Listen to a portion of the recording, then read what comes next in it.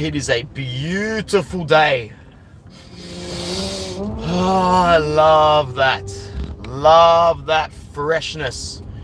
That's the sort of freshness you only get out in the suburbs, where the wind trajectory can still carry through suburbs, carry through buildings. There aren't too many skyscrapers. This ain't no city. You still get fresh air. You know what you don't get though? Decent parking. Decent parkers. Look at this, bro. How can anyone expect to get through here? How can anyone expect to get through here? How? I can. Thanks, bro. Don't work too hard, cuz.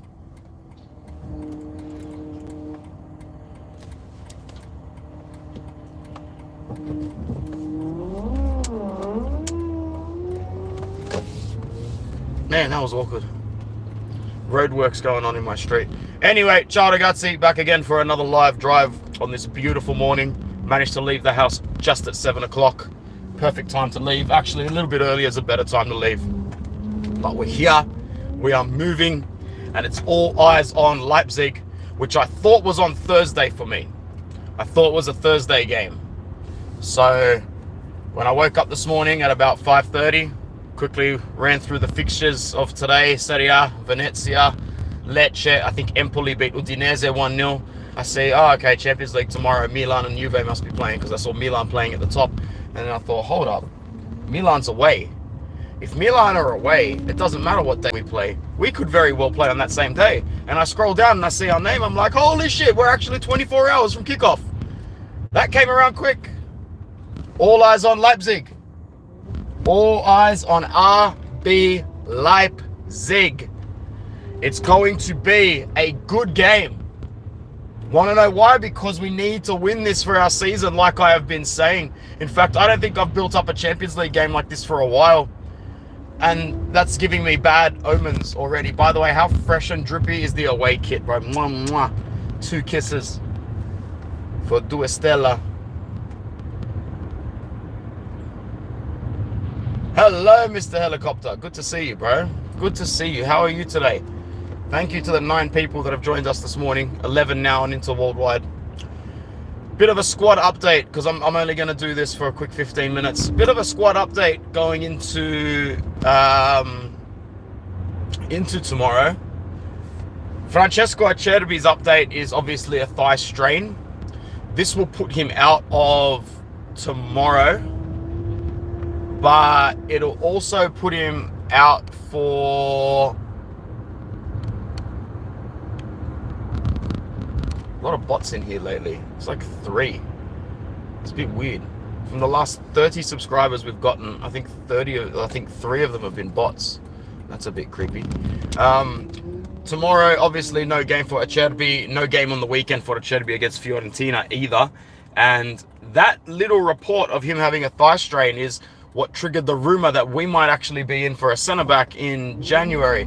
I don't think that we are. The reason we bought in this Palacios kid is to make sure that if worst comes to worst, he's there for a rotational purpose.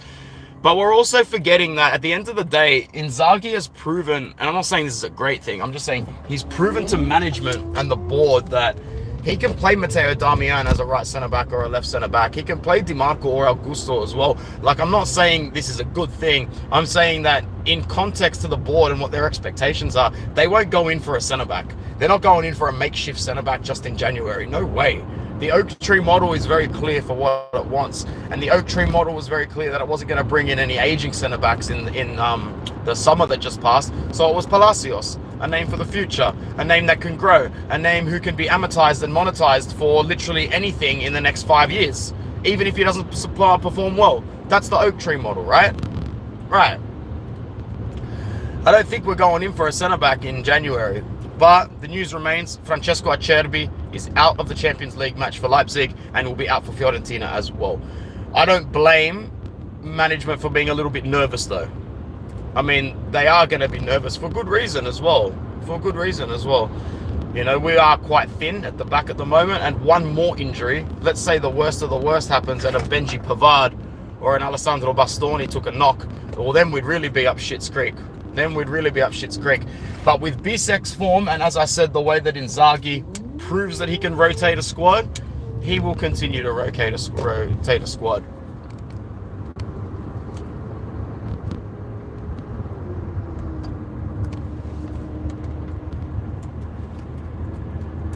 Other updates. What do we have? Fratesi apparently has been walking around with a slight knock for the last 10 days, even before he went on to international duty apparently, but he was still called and he still traveled. So now it's a question of whether or not he can be fit in time. He might start on the bench. The good news is that Hakan Çalhanoğlu and Lautaro Martinez have been training with the first team. Hello, I'm from Sydney. Sorry, I remove all messages that ask too many personal questions. Too many people on here lately have been asking personal questions. So too many personal questions will result in the comment being removed.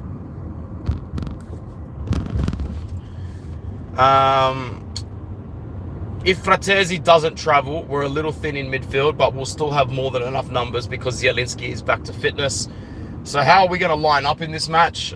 I actually think that we're back to full strength. Don't be surprised if the lineup that you see on the pitch is as strong as it can possibly be. I'm talking Zoma, Pavard, De Vrij, Bastoni. Lots of love to India. I'm coming to India at the end of the year, Christy. I can't wait. I've been wanting to go to India for about 6 years now, and I'm finally going at the end of the year to experience some beautiful culture. I'm going to Mumbai, Goa, and Kolkata, and I cannot wait. I'm going in 3 weeks.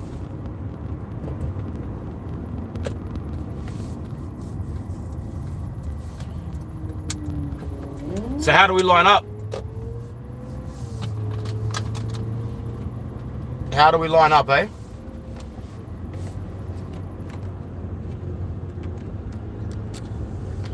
I think that we go with Zoma, Pavard, De Vrij, Bastoni.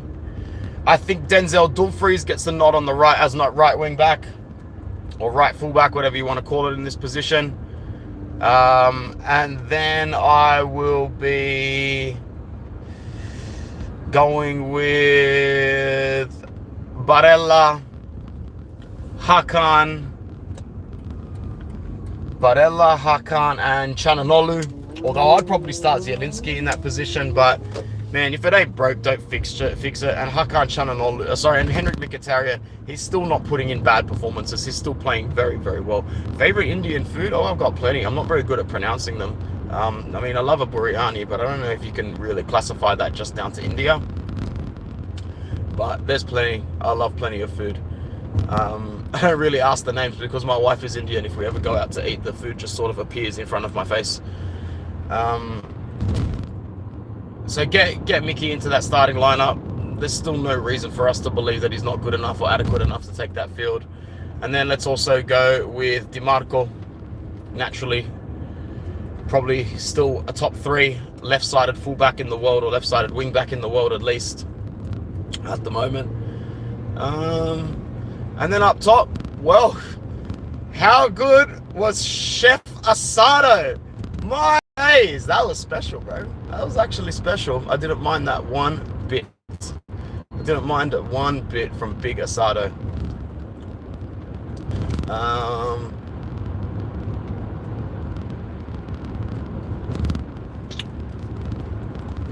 It has to be Toro. Let's face it. It has to be Toro. We'll start Toro and Thuram in this match. You can't bench Thuram, obviously. And I think Mehdi Taremi gets plenty of minutes. We've got to remember that, you know, Leipzig's very important. But the most important match this week is still probably Fiorentina. I want to say that this Leipzig match is more important than Fiorentina. I really, really do. You too, Christy. Thanks for coming in. I hope you enjoyed the channel. And let me know if you ever come in again. Who do you support, by the way? Are you an Inter fan, or did this video just come up on your feed and did you just click it for shits and giggles? Or do you support another team or a Premier League side? You let me know. How you doing, Christian? Kiko, good to see you in here. Correa over Arnautovic all day. But you know, in the Champions League, when it comes to the substitutions coming in, you will see Taremi and you will see Arnautovic in this one if we're looking to grab a goal. Arnautovic, to me, is rinsed, he's pissed, he's washed. But it is sort of like that season where whenever you're ready to give someone their dismissal, whenever you're willing to read someone their final rites like they're about to die, they somehow get themselves out of the ground. They somehow dig themselves out of the ground. Arnautovic did it last season. Is Correa able to do it this season? Even last season, there were moments where I thought Alexis Sanchez was washed, but he proved to be the difference in quality. The amount of times he would still win the ball and break up play and distribute those passes. Alexis Sanchez, such a successful experiment at Inter. I will have so many fond memories of Alexis Sanchez resurrecting his career and finding his love for football again at our club, Internazionale. Forza Sanchez, the Lamborghini. I've got to admit, I'm still pretty excited over Correa because it gives us that option that we thought we didn't have. And I think that what my friend Sergio said here yesterday is true, Christian. I think that there is substance to the Chiesa rumor because it's such an easy deal waiting to happen.